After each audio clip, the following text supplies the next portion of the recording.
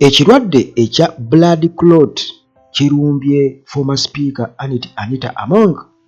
era ekigere kizimbye ali mu nnyumba yeeyo tabitegeera ali eyo kakati munnange ensi nzibu kubanga kigambibwa okuba nti ne bwakubira Thomas Tayebwa essimu takwata nze nayitawo ate ggwe kakati munnange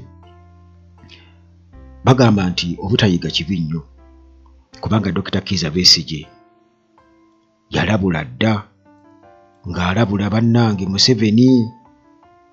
Museveni si muntu mwangu nnyo era mwali badde temukola ki naye nga tebawulira bagamba nti ffe tulya kubanga ye akasente Museveni akakuteerawo n'olya n'akukozesa byonna by'ayagala bagamba nti naddala abaasoma abayivu Museveni akozesa ebintu eby'ekisiru kwegamba n'omusiru by'atasobola kukola n'oggweramu ddala supu mu bantu ne batuuka ekiseera nga bakulabanga ekipapula n'amaliriza ng'akusudde kasuseeri gwakumaze n'akwata omulala kakati munnange Besigye yabyogerako bino byonna era waliwo abazze nga balabula ku nsonga eyo naye nga bannaffe bawulira kakati munnange Anita Among yatugambanga nti Museveni Katonda yakyogerako ti Museveni Katonda era nga bw'olaba Balamu bwe yatugamba nti ye awa Muhoozi ekitiibwa n'okusinga Jesus Christ n'okusinga bazadde be bw'atyo bwe yatugamba gye buvuddeko Balamu Baluhagala ti ekitiibwa kyawa Muhoozi tasobola nakiwa muzadde we ye Balamu takiwa muzadde we kakati munnange Mohamed Nsereko yatubuulidde ku mbeera ya Anita Among gy'ayitamu kubanga yamukyaliddeko kati nga sinaba kubeera nga munnange ate nkubuulira ebingi ebisinga kawulooza tuyinza okusooka okufuna akatambi ka Mohamed Nsereko naye nga aba Hillside View Apartments basanga ejjanyu ku kyaki wali ku Entebbe Road bw'otuuka Namulanda Kitende Kajjansi awo okyamira Hillside View Apartments omuli buli kimu transport wabwerere naddala ngenda mpotijji wano ku Uganda Tulagi Maintenance Palace bano balina solar systems eza buli kika ku kapasity yonna gy'olina oba oyagala ntono yenkane tubazi kwakisa kyalo kyonna balina ebyamazzi n'ebyamasanyalaze byonna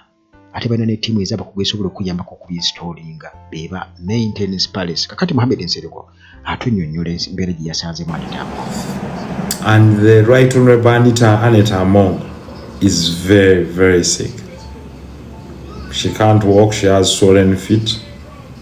she has a clot. She's carrying a clot.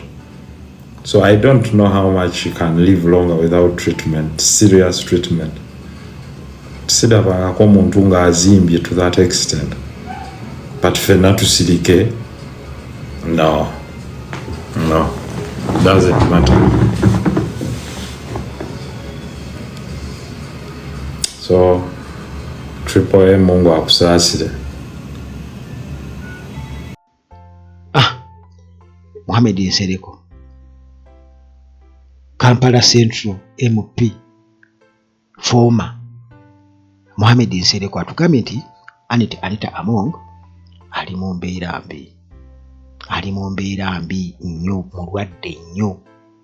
alina blood clot omugamba omusaayi gwetukuse okwetukuta kw'omusaayi ne gukola obutole oba akatole mu kigere alinamu blood clot era agamba nti talaba nk'omuntu ng'azimbye ekigere to that extent kati Anita Among ali eyo ate si ya kugulunga ku kisigiko ekizigo muganda wange ebyo nabyo biri awo kakati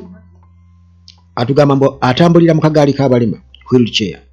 mwali mbu bamudiagnosinze bamukebedde abasawo okumwekebejja ne basanga ng'alina blood clot omusaayi gwetukuse mu kigere ku bimu ku bigere bye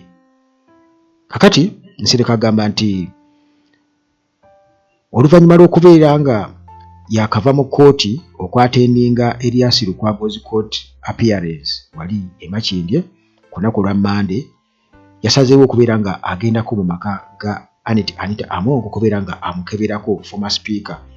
alabe munnange kiki kyaliko health wise. Munnange bwe yamusanze nga yeebase ku mukeeka awo wansi ku lunaku lwa Monday era ng'ali mu bulumi obw'amaanyi ennyo, nga ekimu ku bigere bye kimuluma kati nga amagulu agawanise ku kisenge bw'ati, ng'amagulu gy'agawanise Anita Among. Kakati okugulu kwe nga kuzimbye era n'amugamba nti munnange abasawo bankebeddeko ne bagamba nti nina clotted blood, nti omusaayi gwetukuse okwetukuta. Kakati omukwano gwange atera okumbuuza kati ate ekyo kitegeeze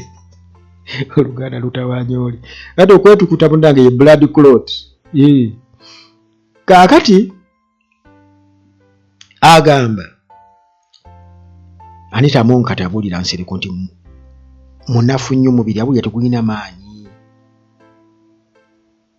era ng'atidde nnyo. Anita Among atidde okutya. Manyi nakugamba nti man and fear are inseparable.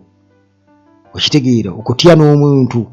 tosobola kubaawula, bali bati okutya n'omuntu. Kabaani atya